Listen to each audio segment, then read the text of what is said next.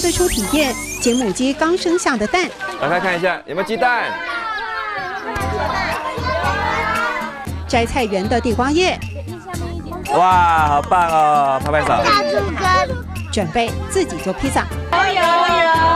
好，接下来我们要做下一个动作，来。蔬菜披萨加入大溪当地特产的豆干、豆腐乳取代了番茄酱，放入特制的砖窑，用龙眼木烘烤。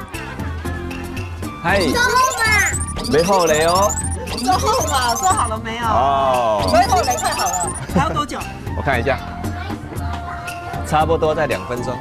哎，大小朋友自己体验，双手做获得的满足，是不花很多钱就有的幸福。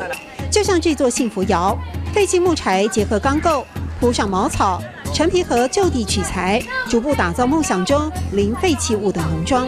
你可以看到很多东西都是资源回收再利用。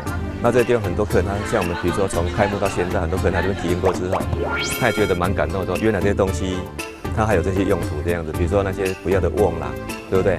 还有那些废弃的木头等等啊，我们都可以只要用心去找到它的定位，其实它都可以让它展现它应该有的美感出来这样子。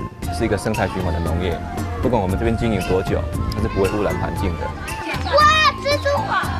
树叶我们可以做什么用？我们可以把它做成肥料。做成有机的肥料哦，那我们可以拿去前面那边种菜。